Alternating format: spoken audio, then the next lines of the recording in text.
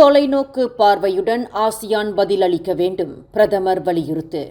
புவிசார் அரசியல் ஆதாயத்திற்காக வர்த்தகங்கள் மிகுந்த அழுத்தம் தரும் ஆயுதங்களாக தற்போது பயன்படுத்தப்படுவதால் நிறுவன ஒத்திசைவு மற்றும் வியூக தொலைநோக்கு பார்வையுடன் பதிலளிக்க தயாராக வேண்டும் என்று ஆசியான் நாடுகளுக்கு பிரதமர் டத்தோஸ்ரீ அன்வார் இப்ராஹிம் அழைப்பு விடுத்துள்ளார்.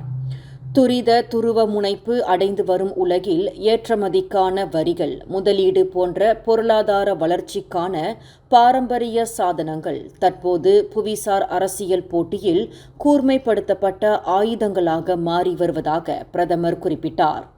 இது தற்காலிகமாக வீசக்கூடிய புயல் அல்ல, இது நமது காலத்தின் புதிய வானிலையாகும் என்று கோலாலம்பூரில் இன்று 58வது ஆசியான் வெளியுறவு அமைச்சர்களுக்கான மாநாட்டை அதிகாரப்பூர்வமாக தொடக்கி வைத்து உரையாற்றுகையில் அன்வார் இதனை தெரிவித்தார். இதுபோன்ற போட்டிகளை சமாளிப்பதற்கு ஆசியான் இந்த யதார்த்தத்தை தெளிவுடனும் உறுதியுடனும் எதிர்கொள்ள வேண்டும். இதற்கு ஆசியான் நாடுகள் ஒத்திசைவுடன் தொலைநோக்கு பார்வையுடன் செயல்படுவது அவசியமாகும் என்று அன்வார் வலியுறுத்தினார். மேலும் செய்திகளை தெரிந்து கொள்ள கீழே இருக்கும் பெல் பட்டனை அழுத்துங்கள்.